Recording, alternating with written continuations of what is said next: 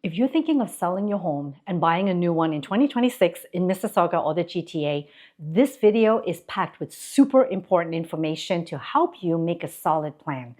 Today, I'm going to show you exactly what you need to do and to prepare to sell your home in the slower market and what the numbers look like so that you're going to be comfortable with buying your next home, whether you're upsizing to a larger house or downsizing to a smaller one. Hi, I'm Maria Ho, and I have been helping hundreds of families buy and sell in Mississauga and the GTA for the past 16 years, and I hope you'll find a lot of valuable insights on this video.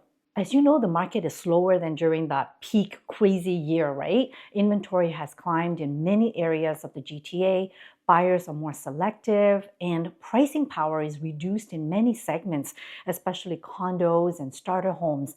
And even detached home prices have come down significantly in Mississauga. In fact, detached homes are down by more than 20% from the peak market of early 2022. In this market, it's definitely taking longer to sell, and almost all buyers are putting in conditions like mortgage financing and home inspection. This trend is not going to go away anytime soon. As we go into the new year, many experts are expecting this to be a new era in the GTA market. So why this matters for you in a slower market, it means that you have more time to get your strategy right. But there's also the risk that if you rush it or you don't price properly, your home is going to sit and not get a lot of attention.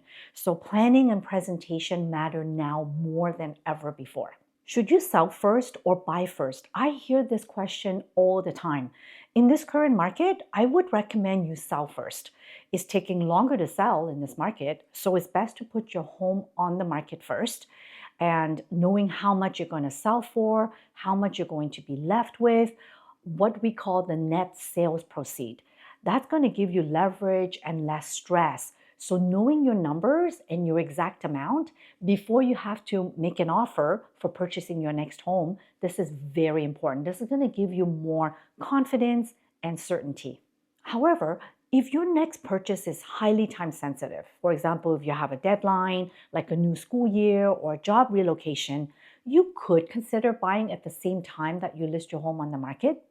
I would only recommend this strategy if you have a low mortgage balance and a lot of home equity in your current home, because then you can more easily get a bridge loan financing for a short period of time, maybe like a couple of weeks.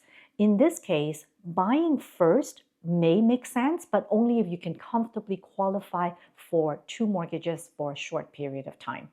I have seen many of our clients have done this, so it is absolutely doable. You have to really run the numbers for best case scenario, realistic, and worst case sale price scenario. We'll go over the math in a moment, so just stick with me.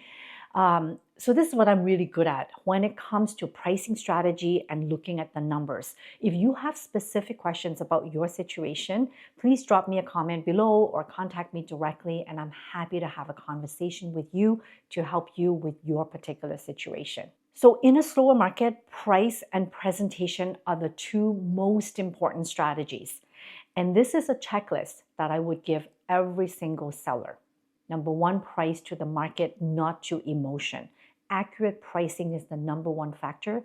Use recent comparable sales from 30 to 90 days, adjust for days on the market, and then price where the buyer demand exists.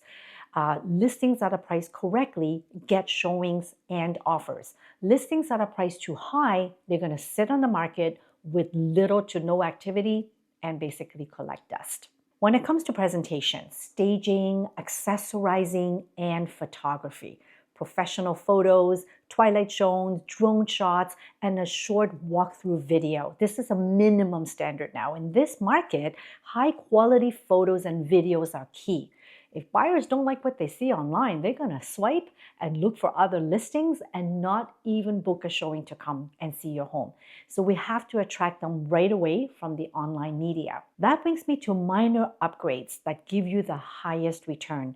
Every client who contacts us to go to their home, we do a complete walkthrough plan with them. We document everything, and we make a list of recommendations and tips for the most cost-effective ways to get the highest return on the selling price.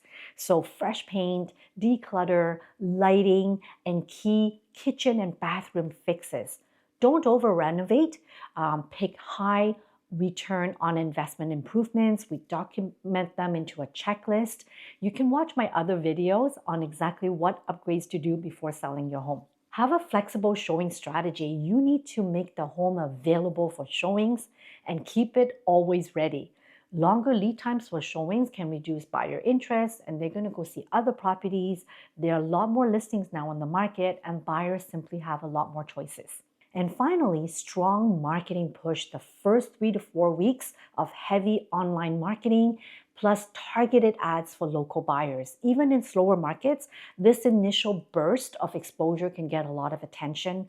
We also believe in open house every weekend until the property is sold. We would want to promote to get the neighbors interested to bring their friends and family. And I find in this market, a lot of buyers go out to open houses. And if they like the home, they're going to come back with their agent, and then they're going to prepare to put an offer. Now the numbers. Let's do a simple math walkthrough together that you can use right away today, okay?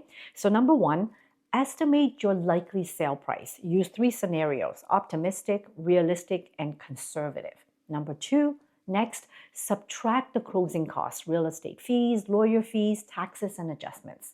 Number 3, subtract the mortgage balance, any line of credit you may have, or any other debt that you have to pay out. That equals your net proceeds for the down payment of your next purchase. Number 4, plug that down payment amount into any mortgage calculator to estimate your buying power at current interest rates. You can use 4% to be conservative right now. If you want, drop me your numbers in the comments below and I'll run sample scenarios for you. In this market, unfortunately, we are seeing a lower net proceeds than usually typically expected in many cases. So it is best to be prepared and to be more conservative in your numbers and your planning. Now, let's talk about buying your next home. Here's the great news. It's a buyer's market. You'll be the one to negotiate for a lower price and get a great deal when you're the buyer.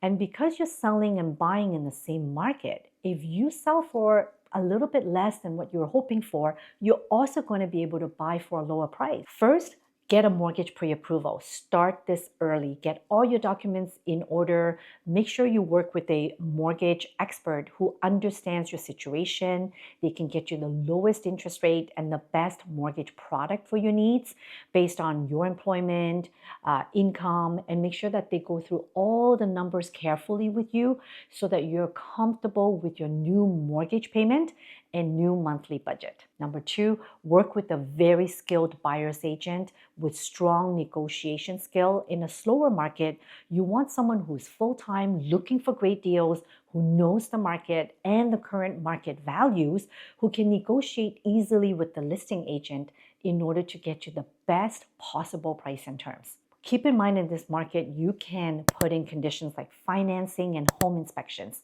We're seeing even appraisal condition is coming back too. So use these conditions to protect your purchase and negotiate fairly. Now, don't forget, we do see a lot of times sellers are not accepting lowball offers and they would rather wait for the right buyer with the realistic price and terms. Just as an example, recently with one of our clients, we put offers on 5 different properties before we finally got one accepted. And that's because they were not very realistic. And all of their family members did not always agree in their decision making when they were making the offers. So even in this market, there can be multiple offers. And the excellent properties can still sell within a week. Well-priced and well-presented homes still move quickly. If you're planning to sell in early 2026, here's what to do this month. Get a quick market evaluation. I'll be happy to do one for you. Just click on the link below. Run 3 different sale price scenarios and know your net proceeds. Decide whether to sell first or buy first based on financing and timeline. And if you like, you can call, text, or email me directly with your home address, and I'll give you a personalized advice whether to sell or stay based on your particular situation. If you found this video helpful, please drop me a like, subscribe for weekly updates, and share this video with someone thinking of moving. Thank you so much for watching today, and I look forward to seeing you on the next video.